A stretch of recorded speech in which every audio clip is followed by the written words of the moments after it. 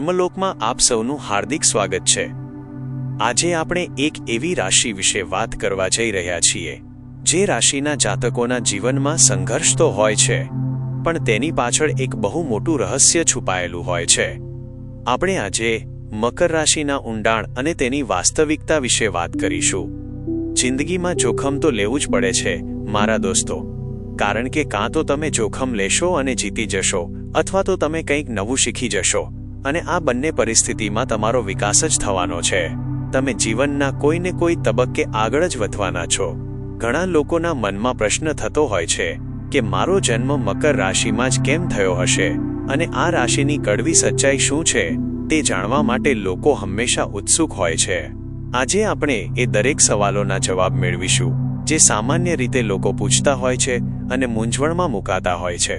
વર્ષ 2030 સુધીનો સમય મકર રાશિ માટે કેવો રહેશે, અને શનિ, રાહુ, કેતુ તથા ગુરુ જેવા ગ્રહો જે લાંબા સમય સુધી એક જ ઘરમાં રહે છે તેમની તમારા જીવન પર કેવી અસરો પડશે તે આપણે વિગતવાર સમજીશું। ગુરુ 1 વર્ષ સુધી, રાહુ અને કેતુ 18 મહિના સુધી અને શનિ મહારાજ 2.5 વર્ષ સુધી એક રાશિમાં બિરાજમાન રહે છે, ત્યારે મકર રાશિના જાતકો માટે આગામી સમય પરિવર્તનનો સંકેત આપી રહ્યો છે। મકર રાશિ એ કાલપુરુષની કુંડળીમાં 10મી રાશિ ગણાય છે અને 10મું સ્થાન એ કર્મનું સ્થાન છે। આ રાશિના સ્વામી શનિદેવ છે, જેમને આપણે કર્મફળદાતા કહીએ છીએ। મકર રાશિ પૃથ્વી તત્વની રાશિ છે અને તે ચર રાશિ છે। પૃથ્વી તત્વ એટલે કે સ્થિરતા અને સંતુલન, પણ સાથે સાથે ચર રાશિ હોવાને કારણે તેમાં ગતિશીલતા પણ જોવા મળે છે। પૃથ્વી પર સતત કર્મ કરતા રહેવું એ જ આ રાશિનો મૂળ સ્વભાવ છે। મકર રાશિના લોકો માટે કામ કરવું એ જ એમની ઓળખ હોય છે। શનિદેવના પ્રભાવને કારણે આ રાશિના લોકોને પરિણામો ધીમે ધીમે મળે છે, પણ જ્યારે મળે છે ત્યારે તે ખૂબ જ સ્થિર અને લાંબા ગાળાના હોય છે। મકર રાશિમાં જન્મ થવો એનો અર્થ જ એ છે કે તમારે આ જન્મમાં કર્મને પ્રાધાન્ય આપવાનું છે। પૃથ્વી જેમ દરેક વસ્તુને સંતુલિત રાખે છે, તેમ તમારો સ્વભાવ પણ દરેક પરિસ્થિતિને સમજીને અને સંતુલિત કરીને ચાલવાનો હોય છે। જો કે શનિની રાશિ હોવાને કારણે તમારામાં ક્યારેક જિદ્દીપણું અને અડિયલ સ્વભાવ પણ જોવા મળે છે। એકવાર તમે કોઈ બાબત નક્કી કરી લો પછી તમે કોઈનું સાંભળતા નથી અને તે લક્ષ્યને વળગી રહો છો। તમારી અંદર શરૂઆતમાં થોડો આળસનો અનુભવ થઈ શકે છે, પણ એકવાર જો તમને કોઈ યોગ્ય દિશામાં ધક્કો મારે તો પછી તમે પાછળ વળીને જોતા નથી। જેમ એક શિલ્પી પથ્થરમાંથી ધીમે ધીમે મૂર્તિ કંડારે છે, તેમ તમે પણ તમારા જીવનને ધીમી ગતિએ પણ મક્કમતાથી ઘડો છો।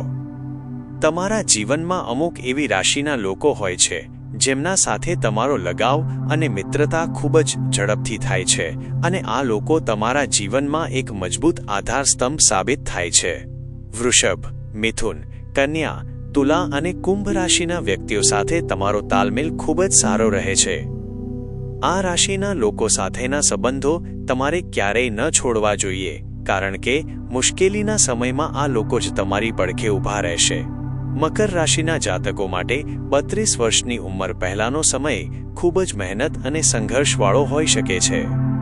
જો કે તમારી વ્યક્તિગત કુંડળીમાં ગ્રહોની સ્થિતિ મજબૂત હોય તો વહેલી સફળતા પણ મળી શકે છે, પણ સામાન્ય રીતે 30 વર્ષની ઉંમર વટાવ્યા પછી અને 32મા વર્ષમાં પ્રવેશતાની સાથે જ તમારા જીવનમાં ભાગ્યોદયના દ્વાર ખુલે છે।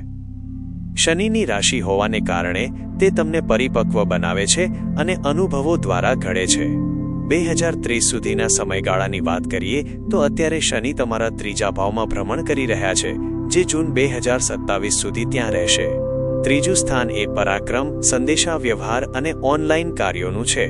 કદાચ તમે છેલ્લા 1 વર્ષમાં કોઈ નવું ડિજિટલ કામ, બ્લોગિંગ, માર્કેટિંગ કે મુસાફરી સાથે જોડાયેલું કામ શરૂ કર્યું હશે, અથવા આગામી 1 વર્ષમાં તમે આવું કંઈક સાહસ કરશો તેવું ચોક્કસ દેખાઈ રહ્યું છે। તમારી મહેનત ચોક્કસ વધવાની છે અને ટેકનોલોજીના માધ્યમથી તમે લોકો સુધી પહોંચવાના પ્રયત્નો કરશો। વર્તમાન સમયમાં રાહુ તમારા 2જા સ્થાનમાં બિરાજમાન છે, જે તમને ખૂબ જ ચતુર અને વાકપટુ બનાવે છે। રાહુના પ્રભાવથી તમારી વાણીમાં એક અનોખી ધાર જોવા મળે છે। ક્યારેક તમારી વાણીથી તમે લોકોને આકર્ષિત કરી લો છો અને તમારું કામ કઢાવી લો છો, તો ક્યારેક પરિવારમાં તમારી કડવી વાણીને કારણે વિવાદો પણ થઈ શકે છે. ખાસ કરીને કાર્યસ્થળ પર તમારી આ ચતુરાઈ તમને લાભ કરાવી શકે છે, પણ ઘરના સભ્યો સાથે વાત કરતી વખતે તમારે સંયમ રાખવો જરૂરી છે. જૂન 2026માં ગુરુ મહારાજ તમારા 7મા ભાવમાં પ્રવેશ કરશે. આ સમય તમારા લગ્ન જીવન માટે ખૂબ જ શુભ રહેશે. જે લોકો કુંવારા છે તેમના લગ્નના યોગ બનશે, અને જો તમે પારિવારિક આયોજન કરી રહ્યા હોવ તો સંતાન સુખની પ્રાપ્તિ પણ થઈ શકે છે. ગુરુની દ્રષ્ટિ તમારા 11મા ભાવ અને પ્રથમ ભાવ પર પડવાથી તમને પ્રતિષ્ઠા, માન સન્માન અને આર્થિક લાભ થવાની પૂરેપૂરી શક્યતા છે. જૂન 2027 પછી જ્યારે શનિ તમારા 4થા ભાવમાં પ્રવેશ કરશે ત્યારે તમારે થોડી સાવચેતી રાખવી પડશે.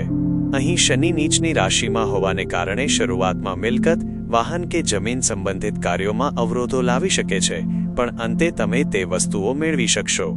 આ સમયગાળામાં તમારે તમારી માતાના સ્વાસ્થ્યનું ખાસ ધ્યાન રાખવું પડશે. ખાસ કરીને સાંધાના દુખાવા કે પગની તકલીફો બાબતે જાગૃત રહેવું જરૂરી છે. જીવનમાં સફળતા મેળવવા માટે અને ગ્રહોની નકારાત્મક અસરોને ઓછી કરવા માટે તમારે અમુક આધ્યાત્મિક ઉપાયોને તમારા જીવનનો હિસ્સો બનાવવા જોઈએ. ગાયત્રી મંત્રનો જાપ તમારા આત્મવિશ્વાસમાં વધારો કરશે, અને ગણેશ ભગવાનની પૂજા કરવાથી તમારા માર્ગમાં આવતા વિઘ્નો દૂર થશે. ગાયની સેવા કરવી એ પણ પુણ્યદાયી સાબિત થશે. શનિદેવના આશીર્વાદ મેળવવા માટે શનિ બીજ મંત્રનો જાપ કરવો ખૂબ જ હિતાવહ છે. દરરોજ સવારે ઉગતા સૂર્યને જળ અર્પણ કરવાથી તમારા તેજમાં વધારો થશે, અને હનુમાન ચાલીસાના પાઠ તમને માનસિક અને શારીરિક શક્તિ પ્રદાન કરશે. યાદ રાખજો કે મકર રાશિ એ શિખર સર કરનારી રાશિ છે. જેમ એક બકરી પહાડ પર ધીમે ધીમે પણ મક્કમ ડગલે ટોચ સુધી પહોંચી જાય છે, તેમ તમે પણ તમારા જીવનના લક્ષ્યો સુધી પહોંચશો જ. તમારી અંદર જે ધૈર્ય છે તે જ તમારી સૌથી મોટી શક્તિ છે. 2030 સુધીમાં તમે ઘણા મહત્વના નિર્ણયો લેશો જે તમારા ભવિષ્યનો પાયો નાખશે.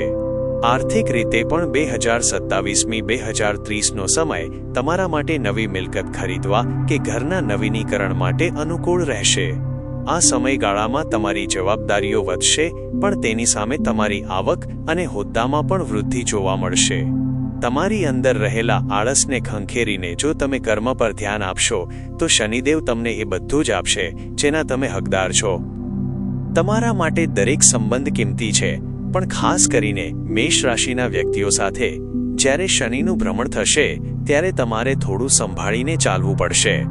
વ્યાવસાયિક ક્ષેત્રમાં આઈટી, ટેકનિકલ મેનેજમેન્ટ કે એન્જિનિયરિંગ ક્ષેત્ર સાથે જોડાયેલા મકર રાશિના જાતકો માટે રાહુ અને શનિનું ભ્રમણ નવા અવસરો લઈને આવશે.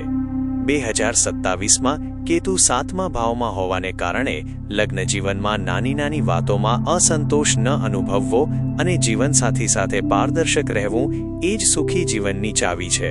તમારા જીવનનો હેતુ માત્ર ભૌતિક સુખો મેળવવાનો નથી, પણ તમારી આસપાસના લોકોને મદદરૂપ થઈને એક શ્રેષ્ઠ ઉદાહરણ પૂરું પાડવાનો છે. તમે જ્યારે મહેનત કરો છો ત્યારે આખું બ્રહ્માંડ તમને સાથ આપે છે, કારણ કે તમારી રાશિ જ કર્મ પ્રધાન છે. તમારી વાસ્તવિકતાને સ્વીકારો, તમારા દોષો પર કામ કરો અને તમારી શક્તિઓને ઓળખો. મકર રાશિના જાતકો ક્યારેય હાર માનતા નથી, અને આ જ ગુણ તેમને અન્યોથી અલગ પાડે છે. તમારા જીવનમાં આવતા દરેક પડકારને એક નવી તક તરીકે જુઓ અને વિશ્વાસ રાખો કે જે કંઈ પણ થઈ રહ્યું છે તે તમને મજબૂત બનાવવા માટે થઈ રહ્યું છે. આશા છે કે આ માહિતી તમને તમારા જીવનની દિશા નક્કી કરવામાં મદદરૂપ થશે. જો તમને આ વાતો સ્પર્શી ગઈ હોય અને તમને લાગતું હોય કે આ ખરેખર તમારી જ વાત છે, તો આ વિડીયોને ચોક્કસથી લાઇક કરજો અને તમારા મિત્રો સાથે શેર કરજો. તમારા પ્રતિભાવો અમને કોમેન્ટ બોક્સમાં જરૂર જણાવજો કે તમને આમાંથી કઈ વાતો તમારા જીવન સાથે મળતી આવે છે. આવી જ રસપ્રદ અને આધ્યાત્મિક માહિતી માટે અમારી ચેનલ સાથે જોડાયેલા રહો. અત્યારે બસ આટલું જ. ફરી મળીશું એક નવા વિષય સાથે. ત્યાં સુધી ખુશ રહો, સ્વસ્થ રહો અને કર્મ કરતા રહો. હર હર મહાદેવ.